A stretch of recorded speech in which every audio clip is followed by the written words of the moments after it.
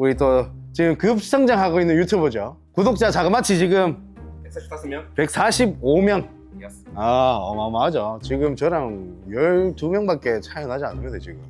어마어마한 성장세로 지금 따라오고 있고요. 이제 한 명이라도 더 넘어가는 즉시 이제 저한테 바로 하대하려고 준비하고 있는 것 같습니다. 자, 후디에서 알파7 M4를 촬영을 하고 제가 이제 소위 말하는 꿀 빠는 건 아닌데 꿀빨로 이제 왔다고 표현을 하더라고요. 개꿀 빠는 거지, 지금. 그냥 물어보면 이제 답 나오니까. 이 영상의 목적은 그겁니다. 나 같은 비전문가들은 이 상업적으로 활동하는 이런 감독님한테 궁금한 게 있어요. 뭐냐면 막 대단한 게 아닙니다. 아까 뭐 콘트라스트 얘기를 하고 뭐 그런 거 했었지만 사실 우리는 그런 거 관심 없거든요. 우리는 뭐가 관심 있냐? 이번에 알파7 M4에서 나온 크리에이티브로 저는 이거밖에 관심이 안 가더라고요. 왜냐하면 나온 지 좀 됐지, 사실. 네, 알파7 M3는 이미 뭐 써봤기도 써봤지만은 크게 뭐 그 로그 파일 해가지고 보정하기 너무 귀찮고 그냥 있는 그대로 저 같은 사람들은 보정 없이 쓰고 싶은데 근데 마침 M4에서 이런 게 나왔잖아요. 맞지. 왜요? 혀가 좀 기네. 네. 아, 인트로 치는 거야, 지금? 새로운 인트로 치는 거야? 야, 자, 그래서 야. 제가 질문을 몇 가지 준비해 봤어요. 아마 이게 궁금한지 안 한지 한번 봐보십시오. 자, 첫 번째 질문입니다. 크리에이티브 룩 기능이 현장에서 쓸 수가 있는지 없는지가 궁금합니다. 이 현장이라는 거는 유튜브 촬영도 될 수 있겠지만은 저는 상업적으로. 뭐 상황에 따라 다른데 유튜브는 무조건 되지. 크리에이티브 룩 사용 무조건 됩니다. 유튜브용으로 해야 된다. 왜냐면 부담이 없잖아. 이 색감 하든 저 색감 하든 내 취향대로 하면 되기 때문에 부담이 없는데 상업적으로 해야 된다? 되긴 돼요. 그 색감이 정확하게 클라이언트의 취향에 맞았을 때, 니즈에 맞았을 때. 근데 만약에 내가 그 색감을 입혀서 촬영을 했어. 근데 클라이언트가 이 색감이 너무 뿌연데요? 너무 이상한데 이랬을 때 어떻게 할 거냐 이 말이지. 만약에 그런 상황이다, 환경이다. 그럴 때는 불안한 마음에 우리 같은 사람들은 로고 촬영을 하는 거죠. 크리에이티브 룩은 어쩌면 M4에서 그냥 only 콘텐츠 크리에이터, 유튜버나 뭐 인스타그래머를 위한 그냥 그런 기능이네요. 근데 이제 이거는 뭐 내 프로세스에 따라 달라요. 만약 네가 클라이언트다. 촬영할 때 저희가 애초에 색감을 저희는 좀 잡아서 들어가는 편이거든요. 뭐 이런 식으로. 제가 봤을 때는 약간 이런 느낌으로 들어가도 괜찮은 것 같아. 지금 색감 괜찮죠? 이렇게 했을 때 오케이 했어. 녹화 버튼 눌러놓고 증거 자료 남겨놨어. 색감 괜찮죠? 오케이 했어. 녹화됐어. 녹음 들어갔어. 그러면 하는 거지. 오케이? 근데 이게 상업적으로는 좀 이게 이 필터가 좀 그럴 수 있겠다. 근데 이게 후보정으로 바꾸기에는 그 일이 많기 때문에 애초에 로고 촬영을 해서 그 하는 게 조금 더 낫지 않느냐라는 생각이 대부분일 겁니다. 자, 그래서 바로 두 번째 질문이 금방 말씀하신 것처럼 만약에 우리가 유튜브를 촬영을 했어요. 근데 크리에이티브 룩을 했어요. 그러면 이게 보정을 거의 안 하게 되나요? 아니면 그래도 건들게 되나요? 이게 컬러라는 게 이제 보정이 그레이딩이 있잖아. 보정은 당연히 해야 될 수 있겠죠. 왜냐면 하이라이트가 나갈 수도 있고 섀도우가 뭐 너무 어둡거나 뭐 이렇게 밝을 수도 있기 때문에 그 컬러 커렉션을 하겠죠, 당연히. 봤을 때 내가 적정 노출을 잘 맞춰서 촬영을 했어. 그러면은 보정할 필요가 없죠, 안에서. 그런데 이게 막 이상해. 막 너무 나갔어. 그럴 때는 기본적인 색 보정은 합니다. 근데 이제 말하고자 하는 게 다른 색감으로 바꾸냐 안 바꾸냐 이건데. 그렇죠.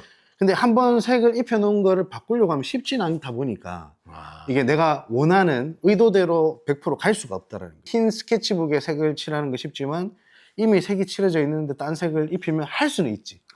표현 좋은데요? 좋지. 그래서 흰 스케치에는 빨간색 칠하면 빨간색이지만 파란색이 입혀져 있기 때문에 보라색이 나오는 약간 의도치 않은 색상이 나온다. 오케이. 그러면 답변 되셨나요?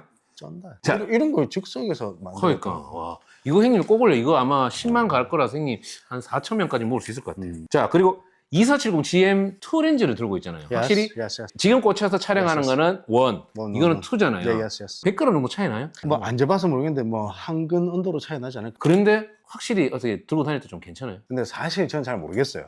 그거를 제가 GM1을 써보지 않았기 때문에 이게 직접적으로 이제 비교해보기도 좀 힘들거니와. 그런데 이제 GM1을 만져보니까 확실하게 더 가벼운 건 맞다, 얘가. 장시간 내가 이거 들고 다닐 때는 무게가 조금 늘어나면 좀 부담은 되겠죠. 그래서 요 정도는 뭐 스트랩 끼고 하면은 저는 뭐 들고 다닙니다. 뭐 크게는 무게 부담 없이 들고 다니고 있습니다. 이거 한 1kg 정도 되겠죠, 이게? 1kg 조금 넘을 거. 1kg 좀 넘을 것 같아요, 그죠? 이거는 경량이라 가지고 맞다. 조금 이게 658g에 이게 몇 그램 정도? 하면 1kg 넘겠다. 그 정도에다가 리그까지 달고 마이크까지 달고 하니까 1kg는 넘어갈 거예요. 1kg 중반대. 자, 아까 리뷰에 살짝 듣긴 들었었는데 알파 7 M4를 상업적으로 가능한가가 궁금하거든요. 상업적 가능하죠. 근데 이제 아, 상업적으로 가능하지만 그 수준이 진짜 무슨 대기업 촬영하는데 이것 따로 들어갈 수 없잖아요. 그냥 어느 정도의 상업적까지가. 뭐 제가 대기업까지는 해보진 않았지만 저희가 자주 하는 이제 클라이언트 BAT라고 여기는 대기업이라고 봐야 되나? 대기업이지. 글로벌 기업이죠. 여기는. 글로벌 기업이죠. 거기 촬영할 때는 얘만 들어가진 않습니다. 뭐 얘 같은 경우는 짐벌에 달고 짐벌샷 촬영할 때는 거의 다 얘를 쓴다고 보면 되고 나머지는 뭐 메인 걸고 뭐 얘로만 간다. 그래서 뭐 두세 대 가면 상관없죠 얘도. 아, 한 대는 그렇지만 두세 대 가면 한 대만 가가지고 촬영 당연히 안 되고 뭐 트라이 세워두고 뭐 조명 치고 촬영하고 하면은 크게 문제 되지 않습니다. 하지만 문제는 아까 전에 리뷰할 때도 말했듯이 발열. 발열 이슈가 얘가 좀 심각하기 때문에 그래도 개선됐다 하던데. 뭐 이 정도 유튜브 촬영하는 10분, 20분 정도는 괜찮은데 만약에 내가 촬영을 다이렉트로다가 뭐 30분 이상 촬영을 한다 하면 불안한 거지. 왜냐하면 발열 경고도 뜨고 꺼지잖아. 꺼지면서 얘가 바로 켜지는 게 아니야. 그렇죠. 시간이 바로 걸리더라고. 되지가 않아. 식혀야 되니까. 저도 몇 번 그런 경우가 있었는데 끊어갈게요 하고 훅 물고 있어야 돼. 졸라게 짜치는 거지. 클라이언트가 앉아있는데 그렇게 하고 있으면 그럼 재계약은 없겠네. 조금 덜 프로페셔널해 보이죠. 그럼 결국은 상업용으로 쓸 수 있지만 서브거나 아니면 여유분에 똑같은 세팅이 필요하다는 거네. 그렇죠. 촬영 환경에 따라 다릅니다. 근데 좀 그거는 좀 아쉽네. 나왔을 때부터 얘는 발열 이슈에서 벗어나지 못하는 바입니다. 애초에 얘한테 맞는 펜도 나오고 하기 때문에 저도 펜 있습니다. 펜. 외부에 외부에 다는 펜. 약간 차로 치면 대용량 라지에이터를 다는 것 같은. 여기에 펜을 달아가지고 바람 돌려가지고. 말이 안 된다. 돈이 얼마짜리인데. 근데 이 질문을 왜 넣는지 모르겠지만은 알파 7 M4에서 가장 잘 쓰는 액세서리는 마이크죠, 뭐 마이크. 저 같은 경우는 뭐 리그 뭐 100% 마이크 뗐다 붙였다. 스트랩 뗐다 붙였다. 그럼 형님은 상업 갈 때는 무조건 이거 D11 가지고 가요? 아무래도 얘를 쓰죠. 안정적이니까. 근데 얼마 전에 이걸로 하는데 뻥 났어. 전파 탔어. 전파 뻥나진 않아 탔어. 전파 전파 탔어. 몇 헤르츠 이거? 헤리츠는 900. 맞아. 900대 대역대죠. 아니 비트가 32비트면 마이크 2 써도 되는 거 아니야? 만약에 되죠. 쓴다면. 돼. 근데 퍼포먼스 있잖아요. 그러니까 들고 하는. 신나 껍질만 해가지고 모르는 사람들은 좀 뭐고 좀 뭐 요거 들고 이렇게 했다. 노란 거 딱 괜히 방송국 같거든. 퍼포먼스. 에휴 이 클라이언트들아. 자 그리고 이제 가장 많이 쓰는 피처 프로파일 뭐 써요? 만약에 사진 찍는다 하면 픽처 프로에 로고 3 쓰죠 저는. 로그 3? S 로고 3. S 로그 3. S 로고 3를 주로 많이 씁니다. S 로고 2나 S 로고 3 주로 쓰는데 뭐 둘 중에 뭐를 많이 쓰냐? 저는 뭐 S 로고 3를 많이 씁니다. 그럼 픽처 프로파일은 뭐고 S 로고는 뭐고? 픽처 프로파일 9인가 거기 이제 S 로고 3니까. 그래서 항상 형님이 또 로 그것도 같이 뜨더라고요. 로그. 로그. 저는 봅시다. PP9 S 로고 3입니다. PP9. 여기나 감마 값이 S 감마 값이 S 로고 3. S 가면 3. 네. 요거 씁니다. 그러면 S 로고 3 하면 잘 모르니까 픽처 프로파일 9 쓴다 해야죠. 뭐 저는 모르는 픽처 사람. 프로파일 9 써요. 네. 그렇게 참고해 주십시오. 픽처 프로파일 들어가면 감마 값에 S 로고 2, S 로고 3 이런 식으로 적혀 있으니까 그것도 제가 사진을 한번 첨부해 볼게요. 예스. 그럼 세팅하면 소니에서 제공하는 픽처 프로파일 그대로 값으로 쓰는 거예요? 아니면 좀 약간 살짝 손대요? 뭐 저는 잘 변경하지 않아요. 어차피 로그니까 어차피 후보정 손댈 거라서 저는 거의 변경하지는 않습니다. 영상 세팅을 제가 솔직히 형님 따라 24프레임 하고 있잖아요. 상업용에서도 무조건 24프레임으로 가는 거예요? 아니면? 상업용 또 뭐 가만히 앉아가지고 이렇게 촬영을 해야 된다. 뭐 인터뷰다. 뭐 24프레임 나쁘진 않은데 뭐 대부분은 그냥 주로 30프레임을 많이 촬영하죠. 30프레임. 그냥 안전빵. 30프레임 안전빵 이렇게 보시면 됩니다. 60프레임은 굳이 촬영할 일이 없고. 최근에 댓글에 왜 이래 영상이 뻐벅거리냐고. 그러니까 24프레임으로 한다 하면서 가니까 이러더라고요. 근데 그게 느껴지나면 나는 사실 잘 모르겠거든요. 느껴지지? 느껴져요? 느껴지죠. 그 사람은 좀 눈이 예민한 사람이에요. 그런 사람도 있습니다. 예민쟁이. 네. 60프레임 하면 당연히 엄청 부드럽고 좋지. 근데 이제 크롭도 되고 용량 자체도 좀 높아지니까 뭐 굳이 60프레임 맞아요. 굳이 60프레임 뭐 60프레임까지는 할 필요 없이 저도 세팅값은 그냥 30프레임 아니면 24프레임으로 그냥 FHD로 갑니다. UHD 안 가고 그냥 굳이 뭐 그거를 구현해내지도 않은 것 같고 편집할 때 보면. 자 그리고 이제 질문 많네요. 아니 이제 마지막에 이 어두울 때 형님이 ISO를 800 아니면 3200인가 이렇게 쓴다고 했었잖아요. 이건 왜 그랬던 거예요? 로그 촬영을 할 때 얘 같은 경우는 듀얼 ISO라고 로그 촬영을 할 때 가장 최적인 ISO 값이 있거든. 그 ISO 값이 800이나 3200이에요. 얘는 M4 같은 경우는.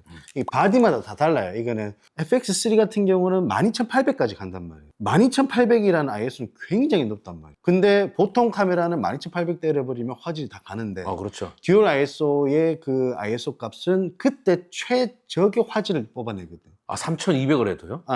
아, 800이랑 큰 근데 차이가 없다는 거예요? FX3가 미쳤다는 거는 이 12800일 때 최적의 화질이 나온다는 거예요. 밤에 찍었을 때 최적의 화질이 나온다 이 말입니다. 12800까지. FX 그게 뭐? FX3 그 영상용 완전 시네마 카메라 있지 않습니까? 와, 그럼 가격대가 400만 원대? 바디만? 네, 바디. 아, 그 그렇게 비싸진 아, 않네요. 네. 그럼 500 그거는 이 살 사잖아요. 계획은 있어요?